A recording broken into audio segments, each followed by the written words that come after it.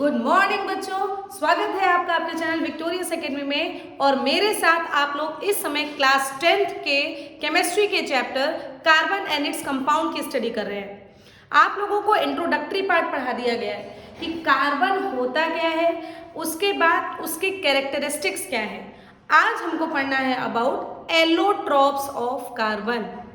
मुन्ना, ये शब्द क्या होता है? What is allotrope? ये जो एलोट्रॉप वर्ड बना है इसका मतलब क्या है? मेरे साथ आज सीखिए बड़े आसानी तरीके से कि एलोट्रॉप ऑफ कार्बन को कैसे डिस्क्राइब किया जाएगा। बच्चों, एलोट्रॉप्स वो मॉलिक्यूल होते हैं या फिर वो सब्सटेंस होता है जो एक ही एलिमेंट से मिलकर बनता है। ऐसा नहीं है कि दुनिया में सिर्फ और सिर्फ कार्बन के ही एलोट्रॉप्स हैं, लेकिन हम लोग चूंकि यहाँ पर कार्बन के बारे में पढ़ रहे हैं तो हम लोग कार्बन के ही एलोट्रॉपिक कंपाउंड्स को पढ़ेंगे। क्लियर? तो सबसे पहले अगर एलोट्रॉप्स की डेफिनेशन की बात करें मुन्ना, तो इसका मतलब होता है कि any substance which is made by only single element, इसके अलावा कोई और दूसरे एलिमेंट नहीं हो। तो आपके इस अर्थ पे एक से ज्यादा सब्सटेंस एक ही एलिमेंट के हैं, इसमें कंफ्यूज मत होना। जैसे डायमंड में सिर्फ कार्बन है, जैसे ग्रेफाइट में सिर्फ कार्बन है, जैसे फुलरीन में सिर्फ कार्बन है। तो केवल और केवल कार्बन के ही बने हुए तीन अलग अलग प्रकार से आपको सब्सटेंस मिल रहे हैं, इन्हीं को कंबाइनली हम लोग एलोट्रॉप्स कहते हैं। क्लियर हो गया? तो आपको इसकी डेफिनेशन आपके सामने लिख रखी है that the phenomenon of existence of an element, एक एलिमेंट का एग्जिस्टेंस इन टू और मोर फॉर्म्स, दो एक से ज्यादा फॉर्म्स में, जैसे डायमंड हो गया, ग्रेफाइट हो गया, फ्लोरीन हो गया, एक से ज्यादा फॉर्म में सिर्फ और सिर्फ एक ही एलिमेंट मौजूद है और वो अलग अलग स्ट्रक्चर्स बना रहे हैं which have different physical properties but identical chemical properties। इस फिनोमेनन को क्या कहते हैं? एलोट्रॉपी। और ये क्या कहलाते हैं आपस में? एलोट्रॉप्स। अगर आपसे पूछे कार्बन के एलोट्रॉप्स कौन, तो आपका आंसर होगा डायमंड, इसके बाद कहोगे ग्रेफाइट, इसके बाद कहोगे फुलरीन्स। क्लियर हो गया मुन्ना? फिर से देखिए, हम एकदम क्लियर आपको समझा रहे हैं, इसको बिल्कुल समझिए। किसी भी सिंगल एलिमेंट की एग्जिस्टेंस हो और उसमें उसकी मदद से दो या दो से ज्यादा टाइप के कंपाउंड आपके अर्थ पर एग्जिस्ट कर जाएं, तो उसी को एलोट्रॉप्स कहते हैं और इस फेनोमेनन को एलोट्रॉपी कहते हैं। क्लियर हो गया? शाबाश। इसके बाद देखिए, कार्बन के 3 डिफरेंट एलोट्रॉपिक फॉर्म्स मौजूद हैं। हम लोग कार्बन पढ़ रहे हैं तो कार्बन के 3 एलोट्रॉपिक फॉर्म्स हैं। कौन कौन से हैं? तो आपका आंसर हो गया, बताइए, पीछे लिखा हुआ है डायमंड, फिर है ग्रेफाइट एंड देन फुलरीन्स। अब बात करते हैं बेटा लोग कि ये जो आपने टर्म लिखा है कि डिफरेंट फिजिकल प्रॉपर्टीज और आइडेंटिकल केमिकल प्रॉपर्टीज, इसकी बात कर लें। तो पहले हम लोग केमिकल प्रॉपर्टीज देखें। देखिए, अगर हम डायमंड की बात कर लें या हम ग्रेफाइट की बात कर लें या हम फुलरीन की बात कर लें, है ना, 3 अलग अलग आपको है तो इसकी बात कर लें। तीनों को क्या कहा गया? तीनों एलोट्रॉप क्यों है? क्योंकि ये केवल और केवल कार्बन एलिमेंट से मिलकर बने हैं, इसीलिए तो ये आइडेंटिकल केमिकल प्रॉपर्टीज रख रहे हैं। तो इसमें क्या लिखोगे कि it is made by only carbon element. ठीक? ग्रेफाइट की बात करोगे, it is made by only carbon element. फिर फुलरीन की बात करोगे तो it is made by carbon element only. ठीक है, सभी में ओनली लिख दो भैया, सभी में ओनली लिखा हुआ है। फुलरीन के लिए एक बात जान लो, 60 कार्बन एटम्स आपस में जुड़ते हैं और फुटबॉल लाइक स्ट्रक्चर बनाते हैं। ठीक? ये तो पहले आपकी क्यों आइडेंटिकल केमिकल प्रॉपर्टीज है? क्योंकि इसमें सिर्फ और सिर्फ ये क्यों शो कर रहे हैं? देखिए, आइडेंटिकल केमिकल प्रॉपर्टीज ये क्यों शो कर रहे हैं? क्योंकि ये सब प्रॉपर्टीज इसके पास है। पहले नंबर का ये हो गया। दूसरे नंबर का केमिकल प्रॉपर्टी सुनो, अगर ये सिर्फ और सिर्फ कार्बन से मौजूद है मुन्ना, तो अगर इसकी ऑक्सीजन से रिएक्शन करवाई जाएगी मान लीजिए ऑक्सीजन की प्रेजेंस में इसको बर्निंग करवाया जा रहा है, कंबस्टन करवाया जा रहा है, तो इससे जो गैस निकलेगी सिर्फ और सिर्फ CO2 निकलेगी, ओनली CO2। और उसके पीछे कोई भी जो थिंक होता है, जैसे अगर आपने C6H12O6 को जलाया तो जो आपका CO2 निकलेगा, लेकिन साथ में वाटर भी तो निकलेगा। देखो जैसे मान लो इसको जलाया तो यहाँ पर क्या निकलेगा, CO2 निकलेगा, लेकिन साथ में वाटर भी तो निकलेगा। यही तो रिएक्शन आपने पढ़ी है। लेकिन यहाँ पर बेटा चूंकि सिर्फ कार्बन है, तो अगर ऑक्सीजन से रिएक्शन करेगा तो सिर्फ और सिर्फ CO2 निकलेगा और रफू चक्कर हो जाएगा। ये साइन रिप्रेजेंट कर रहा है कि वो गैसियस स्टेट में है, और गैसियस स्टेट में होने के कारण वो एटमॉस्फेयर में ऊपर उड़ जाती है और पीछे से कुछ भी लेफ्ट बिहाइंड नहीं होता है। क्लियर है? तो इसके लिए एक लाइन सुन देखो, इसके लिए आप क्या समझोगे कि if we burn diamond then it's carbon is converted into CO2 and nothing left behind it,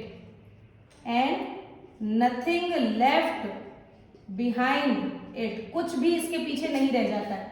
ठीक, अच्छा हम कैसे जाने कि यहाँ पर सिर्फ CO2 है, ये कंफर्म कैसे हुआ? तो बेटा जी इट इज कंफर्म्ड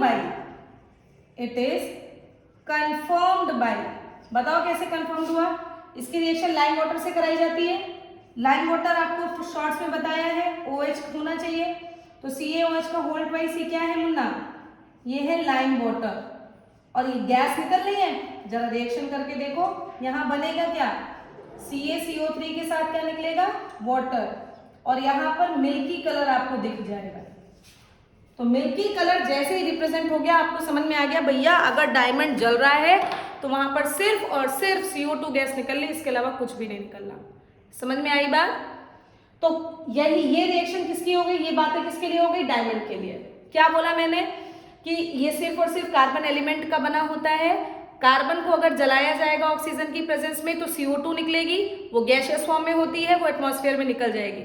हमको अगर पता करना हो कि ये CO2 गैस है तो बस जैसे मान लीजिए ये टेस्ट ट्यूब है बेटा, ये टेस्ट ट्यूब आपने बनाई और इसी के अंदर आपने CO2 डाल दिया। इसके अंदर क्या भरा हुआ है? CaOH का होल ट्वाइस, ये भरा हुआ है। तो अगर आपने CO2 इसके अंदर डाल दिया तो इसका कलर कैसा हो जाएगा? मिल्की हो जाएगा बाद में। क्यों हो जाएगा? क्योंकि उसका कन्वर्जन हो जाएगा CaCO3 में। ऐसा ही तो कुछ बताया गया होगा। ठीक है, तो इससे आपको कंफर्म हो गया कि डायमंड जब बर्न होता है तो वहां पर सिर्फ और सिर्फ CO2 गैस बनती है, इसके अलावा कुछ और नहीं बनता। क्लियर? ग्रेफाइट की बात करें तो बेटो ग्रेफाइट भी तो सिर्फ और सिर्फ किसका बना होता है? कार्बन एलिमेंट का। तो बेटो यहां पर भी कार्बन ऑक्सीजन के साथ रिएक्शन करके CO2 बनेगा। सेम पॉइंट, सेम पॉइंट जो यहां लिखा है, सेम पॉइंट यहां भी आप लिखोगे। क्या? If we burnt graphite, then its carbon is converted into CO2 and nothing left behind it. Same point.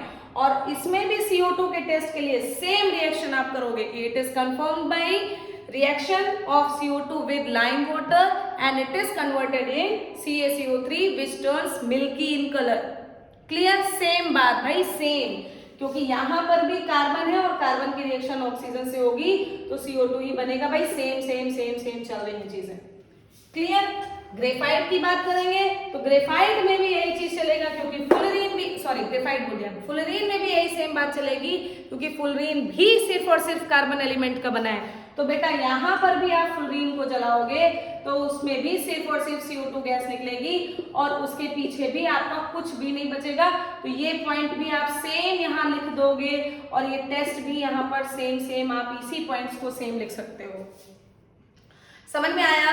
तो चाहे डायमंड हो, चाहे ग्रेफाइट हो, चाहे फुलरीन हो, ये तीनों के तीनों एलोट्रोपिक फॉर्म्स हैं और इनकी सेम आइडेंटिकल केमिकल प्रॉपर्टीज इसलिए होती है because they are made up by single carbon element. Carbon को जलाओगे अगर ऑक्सीजन की प्रेजेंस में तो CO2 के अलावा और कुछ भी नहीं निकलेगा। और अगर CO2 का कंफर्मेटरी टेस्ट देखना है तो उसके लिए आपको उसकी रिएक्शन CaOH का होल ट्वाइस यानी कि लाइम वाटर से करानी पड़ेगी, जिसके कारण जो प्रोडक्ट बनता है मुन्ना वो मिल्की कलर का हो जाता है, जो शो करता है कि यस यहाँ पर CO2 गैस निकल रही है। क्लियर, समझ में आया? तो इसका स्क्रीनशॉट लीजिए ताकि आपको ये समझ में आ जाए कि आइडेंटिकल केमिकल प्रॉपर्टीज ये क्यों है।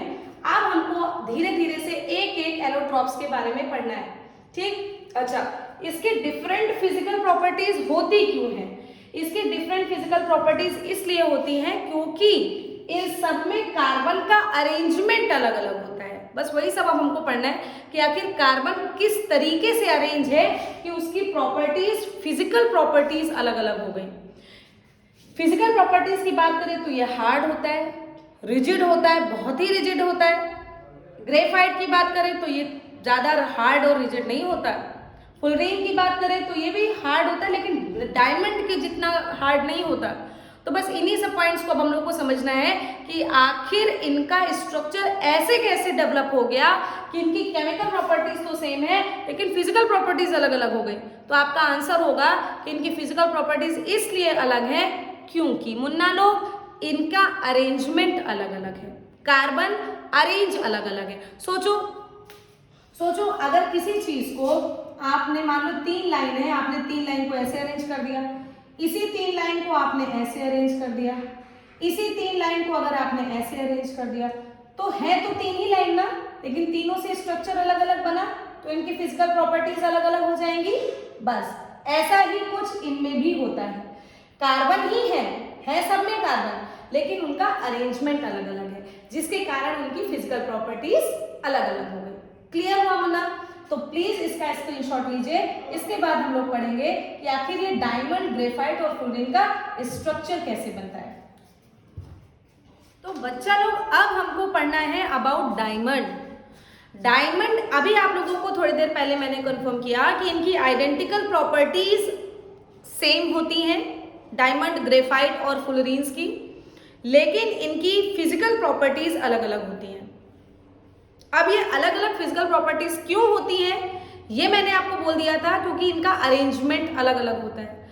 तो बेटा डायमंड में जो कार्बन का अरेंजमेंट होता है वो टेट्राहेड्रल होता है। टेट्रा का मतलब 4, यानी कि हर एक कार्बन 4 अलग अलग कार्बन से जुड़ा है। कुछ समझ में नहीं आया मैम? देखो जरा इसको कैसे समझना है। यहाँ पर एक कार्बन 4 डिफरेंट कार्बन से कुछ यूं अटैच होता है मुन्ना, ठीक? यहां पर भी आपका कार्बन, यहां पर भी कार्बन, यहां पर भी कार्बन, यहां पर भी कार्बन, ठीक है? तो इस कार्बन की चारों वैलेंसी कंप्लीट हो गई। आपने कैरेक्टरिस्टिक में पढ़ा था कि कार्बन इज टेट्रावेलेंट, पढ़ा था, यानी कि कार्बन 4 बॉन्ड से मिलकर बना होता है। ऑक्टेट को पूरा करने के लिए उसको 4 और इलेक्ट्रॉन्स की जरूरत होती है। तो इस कार्बन के देखो ये 4 खुद के इलेक्ट्रॉन्स हो गए और इसके 1 2 3 4, तो इस कार्बन के गिनो 1 2 3 4 5 6 7 8। इस तरीके से एक कार्बन 4 सिर्फ और सिर्फ कार्बन एटम से बना, तभी तो ये एलोट्रॉप है। अब तो पता चला ना क्यों। इसके आगे की अगर खिचड़ी पकाई जाए तो इस कार्बन को ले लो भाई, ये भी अलग से 4 कार्बन से गिर गया। देखो जरा, देखो ये 3 इधर और ये वाला कार्बन क्या इससे नहीं जुड़ा है? बोलो। इस कार्बन की बात करें तो ये भी आपके 4 कार्बन से मिलकर बना है। यार ये बहुत बड़ा अरेंजमेंट है जो आप लोगों को समझ में आ गया। ये अरेंजमेंट क्या कहलाता है? ये अरेंजमेंट कहलाता है टेट्राहेड्रल अरेंजमेंट। ये भी कार्बन, ये भी कार्बन, ये भी कार्बन। फिर अगर इसकी बात करें, चलो इसको एक और बना दे रहे, ज्यादा नहीं। इस कार्बन की बात करें, देखो 3 ये बनाए और ये कार्बन इससे भी तो घिरा है। तो इस तरीके से 4 अलग अलग कार्बन से, मतलब एक कार्बन 4 डिफरेंट कार्बन से मिलकर बना होता है। यही है कुछ आपका डायमंड का स्ट्रक्चर। इसकी बात करें तो देखो ये कुछ ऐसा स्ट्रक्चर बना लेता है। ये रहा, एक का बना के दिखा रहा है, बाकी तो ठीक ही है, बाकी तो आप बना लोगे। देखो कुछ ऐसा है ना।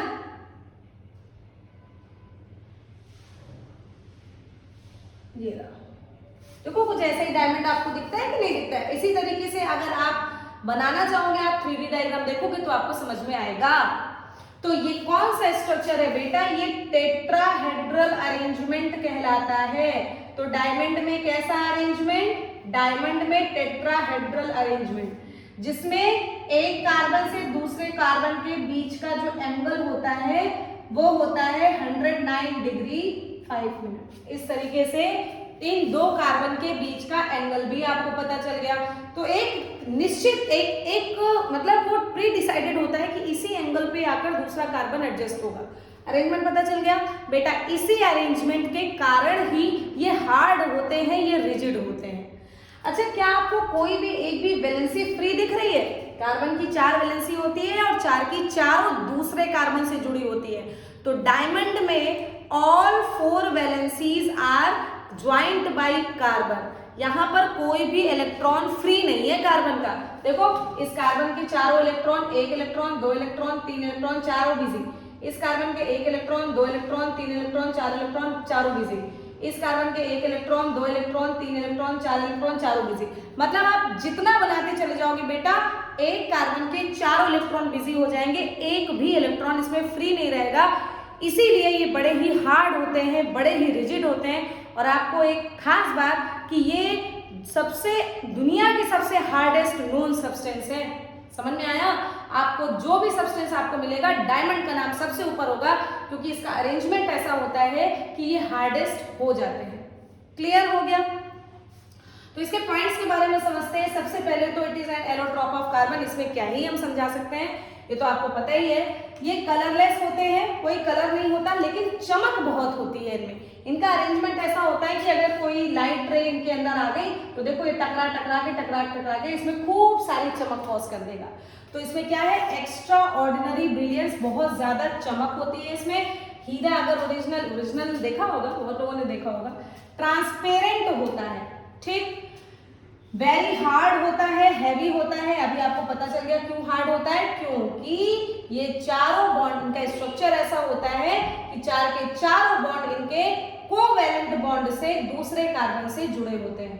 अब कोवैलेंट बॉन्ड क्या है यार? याद करो, कार्बन में मैंने बताया था इसमें कोवैलेंसी पाई जाती है, जिसमें शेयरिंग करके इलेक्ट्रॉन्स, और नहीं आता तो प्रीवियस लेक्चर में देख लो, उसमें मैंने क्लियर बताया है कि by the sharing of electrons covalent bond is form. तो यहाँ पर देखिए क्या लिखा हुआ है, यहाँ पर ये बना है कि देखिए जो डायमंड है ये टेट्राहेड्रल अरेंजमेंट दिखाता है और इसकी सारी की सारी वैलेंसी दूसरे कार्बन से कंप्लीट होती है। किस बॉन्ड के द्वारा? कोवैलेंट बॉन्ड के द्वारा। इसीलिए ये बहुत ही ज्यादा हार्ड सब्सटेंस बन जाते हैं। अब चूंकि इसमें कोई भी फ्री इलेक्ट्रॉन नहीं है तो बेटा ये इलेक्ट्रिसिटी वगैरह कंडक्ट नहीं कर पाएगा।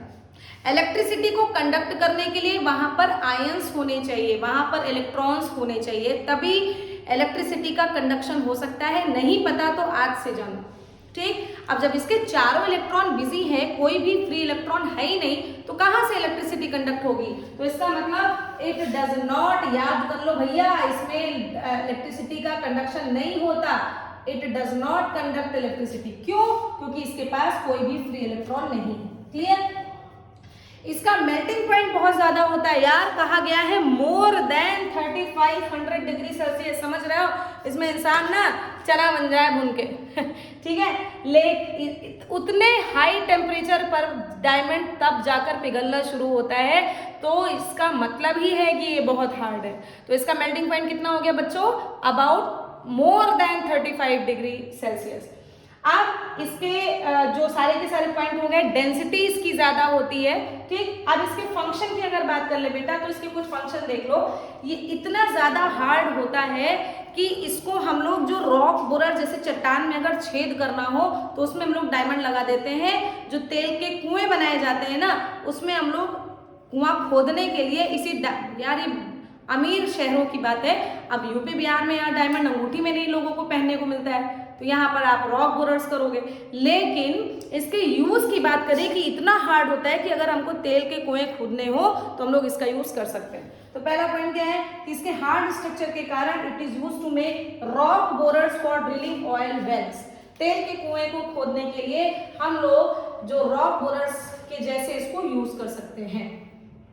It is used to make glass cutters, चूंकि ये बड़े ही शार्प होते हैं तो ये ग्लास कटर्स को आसानी से काट सकते हैं, मार्बल को काट सकते हैं, इतने ज़्यादा हार्ड होते हैं, सोच लीजिए। डायमंड बहुत अच्छी चीज़ है। इसके बाद it is use to make jewellery. अब तो भैया मन में थोड़ा लड्डू फूटा है। हाँ, अब ये पॉइंट सोच रहे होगे ना, ये पॉइंट क्यों नहीं बोला जा रहा, डायमंड है ज्वेलरी में। हाँ भाई, डायमंड ज्वेलरी में यूज होता है, सभी किसी को पता है। तो बच्चों तैयारी कर लो, तभी डायमंड की अंगूठी मिलेगी, वरना सोने की भी मिलना मुश्किल हो जाएगी, है ना। तो पढ़ लो अच्छे से। तो it is use to make jewellery. इसके बाद इसका जो एज है, देखो एज बड़ा शार्प है, देखो हर किनारे बड़े शार्प होते हैं। तो आपको पता है बेटा, जो पुराने जब आयुर्वेद था, जब मतलब इस तरीके की सर्जरी वगैरह के लिए टूल्स मौजूद नहीं थे, तो इसी डायमंड को लगाकर आंखों में जो मोतियाबिंद होता है ना, इसको काट के निकाल दिया जाता था। समझ में आया। पहले आपने सुना होगा पत्थर की आंख, पत्थर इसलिए लगा दिया था ताकि खोखला ना रह जाए। तो ये जो अगर किसी को मोतियाबिंद हो जाता था, तो इसी डायमंड को यूज करके हम लोग उस खराब हिस्से को, लेंस का जो खराब हिस्सा जिसमें मोतियाबिंद होता है, उसको काट के जो सर्जन्स होते थे वो निकाल देते थे, और उसके बाद वहां पर पत्थर कुछ भी जो उस समय जो चलता रहा होगा वो डाल देते थे। क्लियर हो गया। तो बेटा देखो लास्ट में लिखा है it is because sharp edge, so surgeons are used to remove cataract. Cataract मोतियाबिंद को कहते हैं, कंफ्यूज मत होना, कैटरैक्ट फ्रॉम आई। क्लियर हो गया। बस इतना सा था डायमंड, और आप लोगों को लग रहा था पता नहीं क्या है क्या है क्या है। याद हुआ। तो देखो ये सब क्या लिखा है, it is an allotrope of carbon. ये कलरलेस होता है, ट्रांसपेरेंट होता है, एक्स्ट्रा ऑर्डिनरी ब्रिलियंस होती है, बहुत हार्ड होता है, डेंस होता है, हैवी होता है, हार्डेस्ट नोन सब्सटेंस है पूरे ऑल ओवर द वर्ल्ड। इसमें कोई भी इलेक्ट्रिसिटी कंडक्ट नहीं होती। क्यों नहीं होती? क्योंकि इसके पास कोई फ्री इलेक्ट्रॉन्स नहीं होते। इसका जो अरेंजमेंट है वो टेट्राहेड्रल है। इसकी कार्बन की सारी वैलेंसी कार्बन एटम ही पूरा करता है। किस बॉन्ड के थ्रू? कोवैलेंट बॉन्ड के थ्रू। इसीलिए ये बड़ा हार्ड है। इसमें मेल्टिंग पॉइंट इसका बहुत ज्यादा होता है, मोर देन 3500 डिग्री सेल्सियस। ये हार्ड स्ट्रक्चर है, इसीलिए इसका use rock borers, drilling oil wells के लिए करते हैं। It is use to make glass cutter, marble cutters की जैसे इसको यूज करते हैं, ज्वेलरी बनाने में यूज करते हैं। और साथ ही साथ बेटा आई सर्जन्स कैटरैक्ट को रिमूव करने के लिए बहुत समय पहले इसका यूज करते थे। डायमंड हुआ खत्म। जल्दी से इसका स्क्रीनशॉट लो ताकि तुरंत हम लोग ग्रेफाइट के बारे में पढ़ लें। सो प्लीज टेक स्क्रीनशॉट बच्चा पार्टी। यस, अब हमको पढ़ना है बच्चों अबाउट ग्रेफाइट। तो जैसे डायमंड पढ़ा था, थोड़ा सा डिफर करता है ग्रेफाइट। डायमंड में स्ट्रक्चर कैसा बताया, दिमाग में आना चाहिए तुरंत, जल्दी बोलो अपनी तरफ से, टेट्राहेड्रल। वैसे ही ग्रेफाइट में आप बताने जा रहे हैं मुन्ना, हेक्सागोनल अरेंजमेंट होता है। टेट्रा में 4 वर्ड था, हेक्सा में 6 टर्म आ रहा है, 6 एक्स को 6 कहते हैं, लेकिन ये रिंग बनाते हैं। तो बच्चों मेरे साथ सीखो भाई, मेरे साथ सीखोगे तो सब सीख लोगे, ठीक। टीचर्स होते इसीलिए हैं ताकि आप लोगों को उंगली पकड़ाकर सब कुछ सिखा सके। तो आप लोग सीखिए मुन्ना, क्या ही कर सकते हैं, सीखिए, मेरे साथ लगे रहिए।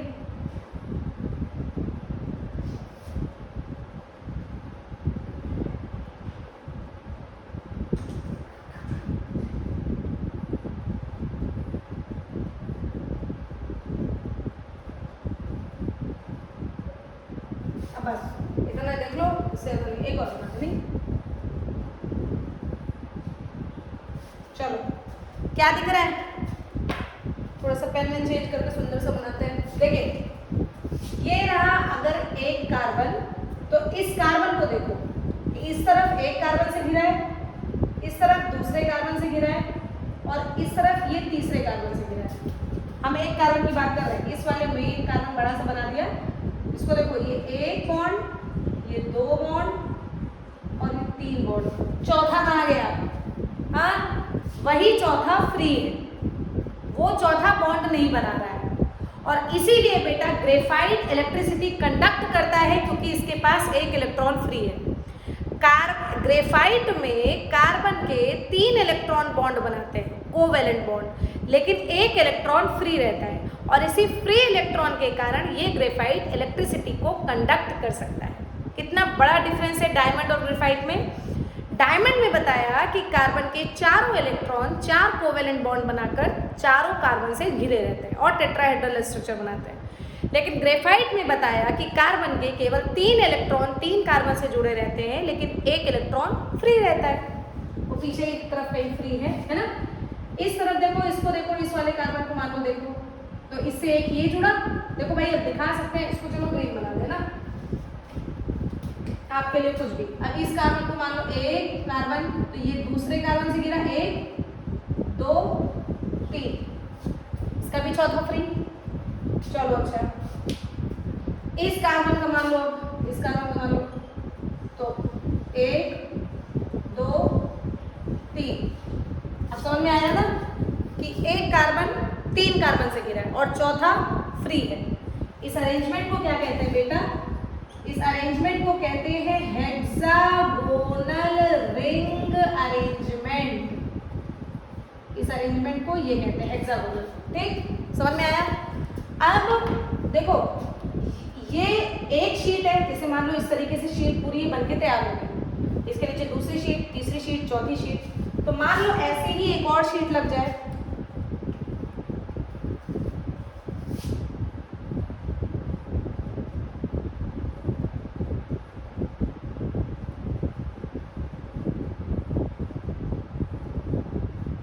एक ऐसी एक और शीट लग जाए, तो बेटो ये शीट इस शीट से एक वीकर बॉन्ड के द्वारा जुड़ते हैं।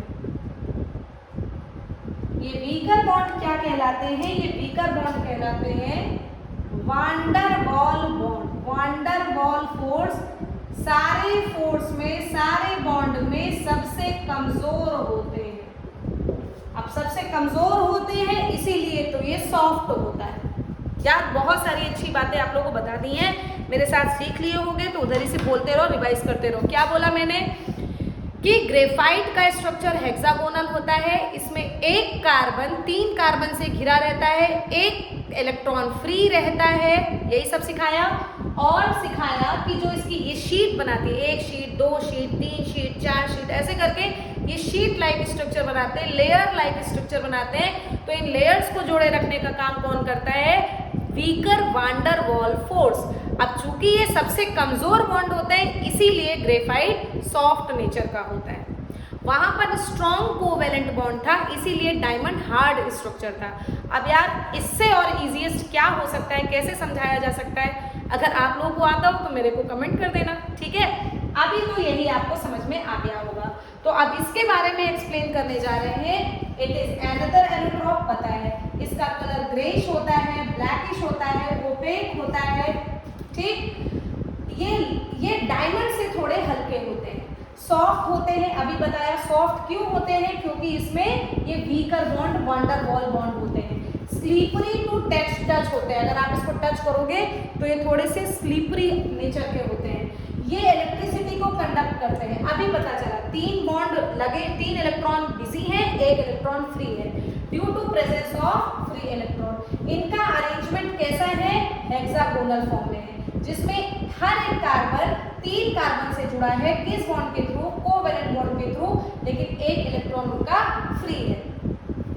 ये ग्रेफाइट क्रिस्टल जो होते हैं वो रिंग्स के फॉर्म में आते हैं और वीक वांडर वॉल फोर्स से जुड़े रहते हैं, इसीलिए ग्रेफाइट सॉफ्ट होता है। इसके बाद इसका भी मेल्टिंग पॉइंट हाई होता है, थोड़ा ये भी डेंसिटी इसकी ज्यादा होती है, डायमंड से कम।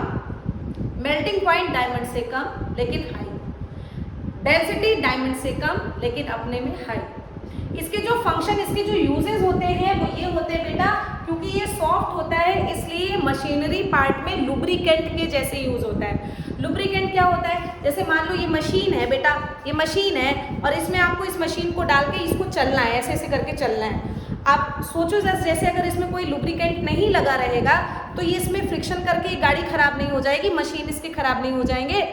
या जैसे जो चूड़ी लगी होती है, जैसे ये चूड़ी लगी है मान लीजिए, यहाँ पर अगर कोई लुब्रिकेंट यहाँ खूब सूख जाए तो क्या चूड़ी इसकी खराब नहीं हो जाएगी लगातार घिसने से? इसलिए जो मशीनरी पार्ट होते हैं, जैसे इंजन वगैरह हो गया, गाड़ी का इंजन हो गया, और भी बड़े बड़े से मशीन्स होते हैं, उसमें जहाँ पे कोई फंक्शन चल रहा होता है वहाँ पे कुछ ना कुछ लुब्रिकेंट, कुछ गीला पदार्थ, गीला सब्सटेंस लगाने की ज़रूरत होती, पानी नहीं, कुछ लिबलिबा सा पदार्थ कुछ होना चाहिए जो उसको आसानी से फ्रिक्शन ना करवा पाए। तो ग्रेफाइट एक अच्छी चीज़ होती है, उसमें इसको यूज़ किया जाता है। ठीक है। अब चूंकि ये नॉन वोलेटाइल होता है, नॉन वोलेटाइल का मतलब जो भाप में बनकर ना उड़े, वोलेटाइल का मतलब जो भाप बनकर उड़ जाए, नॉन वोलेटाइल का मतलब जो भाप बनकर ना उड़े। अब चूंकि ये नॉन वोलेटाइल होते हैं बेटा, तो जो मशीन हाई टेम्परेचर पर वर्क करती हैं, जैसे ट्यूबवेल हो गया, उसको जब चलाते हो तो हाई टेम्परेचर पर वर्क करते हैं, जैसे गाड़ी का इंजन हो गया, ये सब हाई टेम्परेचर पर वर्क करते हैं। तो उसमें ऐसे लुब्रिकेंट लगाओ यार जो जल्दी उड़े ना, तेल वेल डालोगे तो जल्दी उड़ जाएगा कि नहीं उड़ जाएगा। तो it is non volatile, so used in those machine which works at high temperature. जो ज़्यादा टेम्परेचर पर वर्क करते हैं उस पर इसका यूज़ किया जाता है। इसके अलावा अगर आप लोगों ने कभी सेल जो टॉर्च के या फिर जो घड़ी के सेल होते हैं उसको फोड़ा हो, लड़के लोग इसमें बड़े एक्सपर्ट होते हैं, अगर फोड़ा हो तो देखो उसमें काले रंग का कुछ निकलता है, वो काला, आप लोग कहते हो नहीं कार्बन है कार्बन है, वो कार्बन नहीं बेटा, वो ग्रेफाइट है। समझ में आया।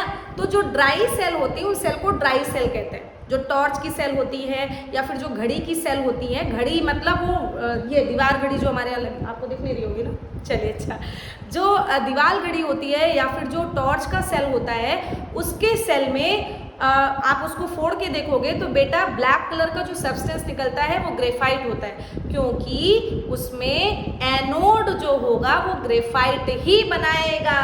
तो थर्ड पॉइंट क्या हुआ, it is used to make electrode in dry cell, the black coloured anode is made by graphite. Clear हो गया। और सबसे बढ़िया तो आपको पता ही है, जो पेंसिल की लिड होती है, आप लोग उसको जो चबाते हो ना, ग्रेफाइट चबा रहे हो, कार्बन को चबाने की क्या जरूरत है, गंदी गंदी आदतों को छोड़ो यार, ठीक। कार्बन की वो जो कार्बन की लिड जो होती है जिससे आप लिखते हो, वो ग्रेफाइट से ही मिलकर बनी होती है, वो एक कार्बन होता है, कार्बन का एलोट्रॉप होता है। क्लियर। तो खत्म हुआ आपका ग्रेफाइट का कॉन्सेप्ट भी। एक बार और स्क्रीनशॉट लो बेटा, छोटा सा टॉपिक 5 मिनट का बचा है, फुलरीन। उसके बाद आपको आज प्रणाम करेंगे, इसको जल्दी से स्क्रीनशॉट लीजिए। छोटा सा टॉपिक बचा है बच्चों, फुलरीन, बस इसको और पढ़ लो और एलोट्रॉप्स ऑफ कार्बन यहीं पर खत्म हो जाएगा। ये जो फुलरीन होता है ये भी एक एलोट्रॉप है। ये डार्क सॉलिड रूम टेम्परेचर पर पाया जाने वाला एक स्ट्रक्चर है। स्फेरिकल फुटबॉल लाइक स्ट्रक्चर के फॉर्म में दिखता है। बस इतना ही आपको पढ़ना है कि फुलरीन में 60 carbon atoms, dark 60 carbon atoms spherical या फिर फुटबॉल फॉर्म में दिखते हैं। यार प्रॉपर फुटबॉल तो नहीं बना पाएंगे, लेकिन स्ट्रक्चर इसको देखो थोड़ा सा कुछ ऐसा ही ये बनता है। इसमें हेक्सागोनल और पेंटागोनल यानी कि 6 कार्बन की रिंग और 5 कार्बन की रिंग पाई जाती है, ठीक।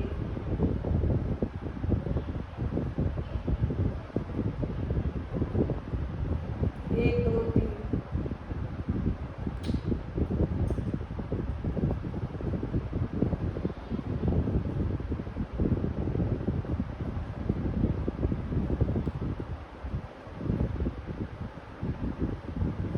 देखो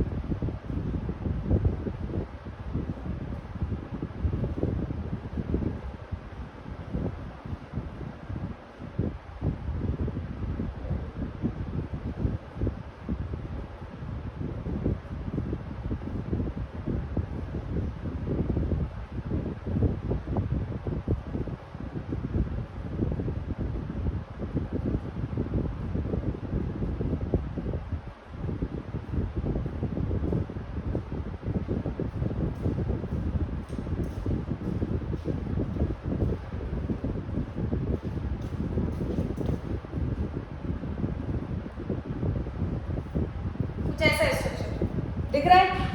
इसमें देखो ये 6 कार्बन का 1 2 3 4 5 6 ऐसा कुछ स्ट्रक्चर है। अब यार ये फुटबॉल चारों तरफ से होगी ना, तो इसमें टोटल कितने कार्बन अटैच होंगे, 60।